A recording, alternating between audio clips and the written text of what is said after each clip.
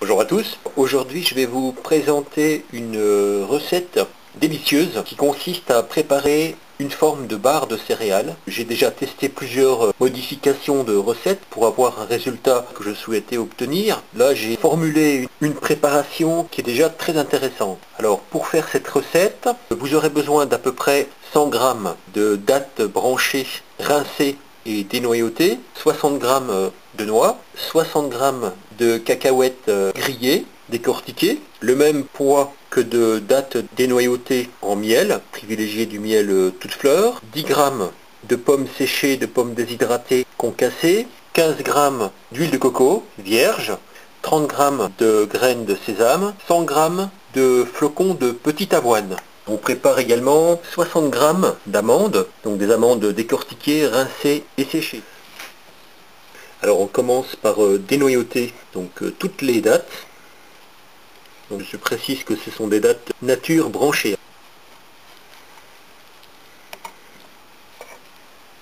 Ensuite, on fait fondre l'huile de coco pendant 5 minutes à puissance de décongélation, donc c'est à peu près 200 watts. Alors, sur une plaque de cuisson sur laquelle j'ai disposé un film de silicone, on va répartir les flocons d'avoine sur une épaisseur assez régulière. Ensuite, on va également disposer les amandes ainsi que les noix. Et on ajoute enfin les cacahuètes décortiquées et on place le tout au four à 180 degrés pendant environ 10 à 15 minutes. L'objectif recherché, c'est de permettre aux fruits secs de libérer tout leur arôme. Ensuite, je verse les phases liquides sur les dattes que j'ai placées dans un récipient à mixer. Je répartis le miel et enfin l'huile de coco fondue. Ensuite, je vais mixer ce mélange, donc un régime très réduit pour éviter une surchauffe de la pâte. Donc on obtient une pâte très collante qui va progressivement durcir du fait de la présence de l'huile de coco.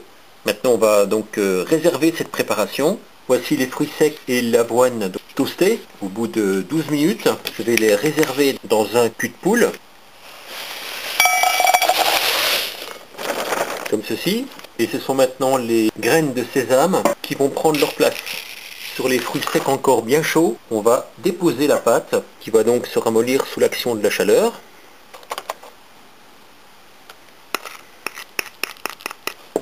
Et je vais donc bien mélanger la pâte de dattes avec les fruits secs. C'est la pâte qui va servir de liant pour associer tous les ingrédients. À ce stade, maintenant, je peux ajouter des morceaux de pommes déshydratés.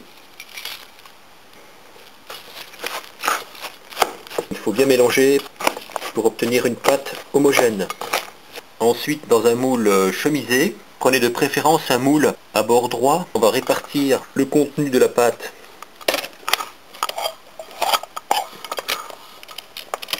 et ensuite on essaye d'obtenir une hauteur régulière de la préparation.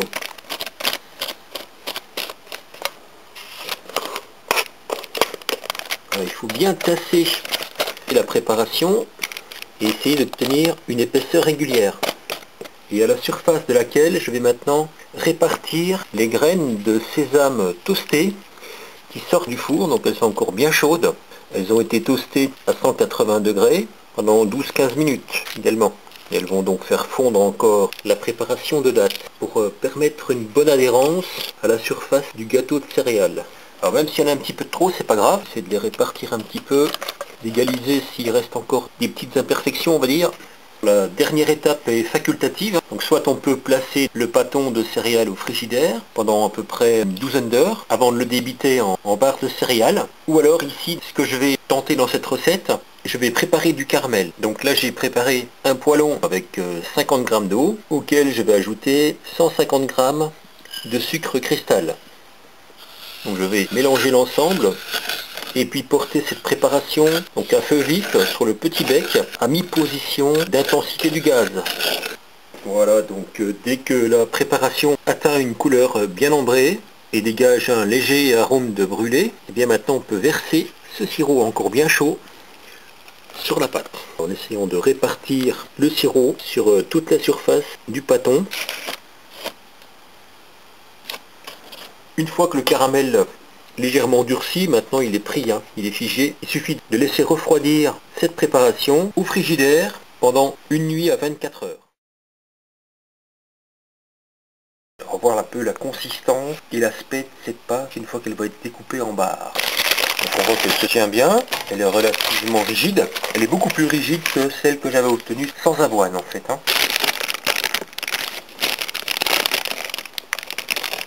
Alors voilà le résultat. Je vais couper ce pain en deux, au couteau à pain. Et puis maintenant je vais découper des parts d'à peu près 2-3 cm de large.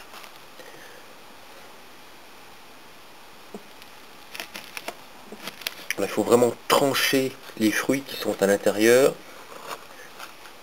Alors voilà ce que j'obtiens. Les barres sont, je vais dire, relativement collantes. Elles sont souples. Donc je pense que c'est plutôt une forme de barre de céréales qu'il faut conserver au frigidaire. Alors si je goûte, forcément c'est pas trop sucré parce que il n'y a pas de sucre en fait, hein. C'est que du miel et du sucre de fruits en fait, hein. Donc principalement du fructose. Donc franchement c'est pas mauvais. Le seul petit inconvénient c'est que c'est un petit peu collant, mais autrement c'est bon.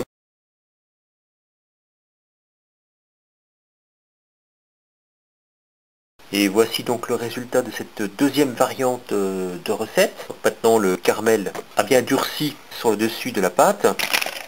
Donc là on a l'avantage d'avoir une rigidification de l'ensemble. Voilà, on a un démoulage qui est très facile. Ça c'est bien rigidifié. Je vais découper cette pâte en deux. Maintenant il ne reste plus qu'à débiter les barres.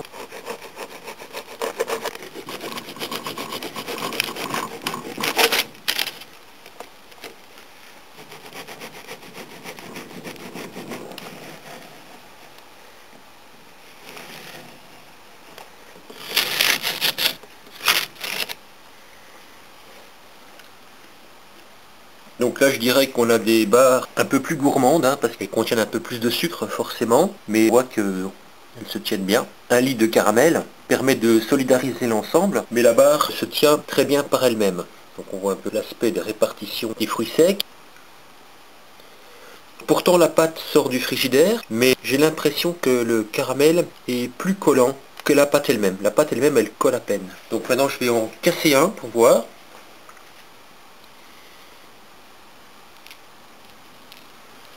Voilà, on voit que ça se tient bien.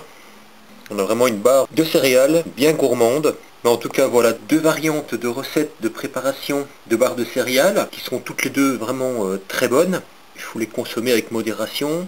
Le mieux est bien évidemment de les conserver au frigidaire, le temps de les consommer au bout d'une semaine, je dirais. Merci d'avoir visionné cette vidéo et je vous dis à très bientôt pour de nouvelles vidéos.